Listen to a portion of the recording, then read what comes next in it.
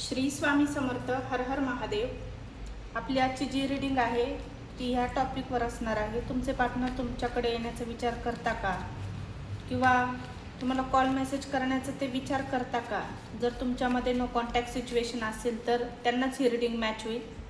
3 वेळा तुमच्या पार्टनरचं नाव घ्या. ही जनरल कलेक्टिव्ह टाइमलेस रीडिंग असते. तुम्हाला जेवढी रेझोनेट होईल तेवढीच घ्या, बाकीची सोडून द्या. ओम नमः शिवाय. हर हर महादेव.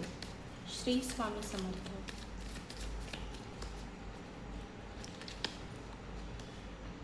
हे बघा, ह्यांना उत्सुकता तर खूप आहे. तुमच्यामध्ये ना ऑन ऑफ सिच्युएशन सारखी येत असते, पण मला इथे असं दिसतंय की तुमच्या पार्टनरला एक तुमची खूप आठवण येते. त्यांना स्वतःवर कंट्रोल होत नाही आहे, की त्यांना असं वाटते की मी स्वतःहून कॉल करावा का, मी मेसेज करावा का मी स्वतःहून डायरेक्ट भेटायला जावा, अशी एनर्जी त्यांची आहे. पण त्यांना तुमच्याबरोबर एक नवीन सुरुवात करायची आहे. जुन्या गोष्टी विसरून पुन्हा एकदा या नात्याला नाव द्यायचं आहे किंवा पुढे न्यायचं आहे. एक स्ट्रॉंग बॉन्ड तुमच्यासोबत त्यांना सुरुवात करायची, या नात्याची त्यांना नवीन सुरुवात करायची, असं पण इथं दिसतंय. पॉझिटिव्ह विचार आहे, निगेटिव्ह असं काही नाही आहे. पास्टमध्ये जे काही झालं तो राग त्यांचा वितळत चाललेला आहे आणि वितळत आहे. तुमच्याबद्दल एक पॉझिटिव्ह विचार, तुम्ही त्यांच्यासाठी जे काही केलं असेल, चांगले क्षण घालवले असेल, आर्थिक ठिकाणी त्यांना अडचणीमध्ये तुम्ही त्यांना आर्थिक मदत देखील केलेली असेल. तुमच्या जे काही चांगल्या गोष्टी ना आता त्यांच्या माइंडमध्ये येत आहेत. मला इथे असं दिसतंय निगेटिव्हिटी तुमच्याबद्दल नाही आहे, निगेटिव्ह विचार तुमच्याबद्दल बिलकुल नाही आहे.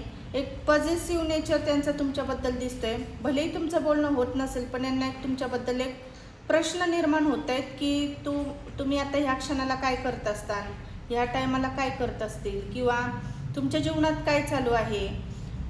अशा आठवणी तुमच्या काही येत आहेत की त्यांचं बॅक ऑफ द माइंडमध्ये तुमचाच विचार चालू आहे, पण त्यांना तुमच्याशी बोलायची एक ओढ आहे, निर्माण होते, असं इथं दिसतंय.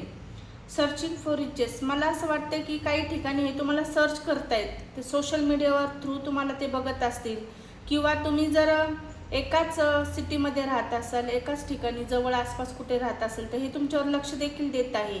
किंवा तुमच्या फ्रेंड सर्कलमध्ये ओळखीचं असेल कोणी, तर त्यांच्या माध्यमातून तुमची माहिती हे देखील काढत आहे, असं इथं दिसतंय.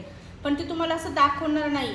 ते थोडंसं त्यांचा इगोमध्ये आणतील किंवा असं दाखवतील मला काही फरक पडत नाही आहे तुझा असणं नसण्याने किंवा न बोलण्याने, मी तर माझी लाईफ एकदम व्यवस्थित जगतोय. पण असं नाही आहे. ह्यांना देखील तुमची आठवण येते. आतून खूप त्यांना बेचैनी फील होतीये. प्लॅनिंग करताय की मी कसं बोलायला पाहिजे आणि मी असं दाखवलं पण पाहिजे नाही की मलाच गरज आहे, किंवा त्यांना असं चेस करायचं नाही आहे तुम्हाला. पण ह्यांची खूप तीव्र इच्छा आहे तुम्हाला भेटायची, तुमच्याशी बोलायची, कॉल मेसेज करायची.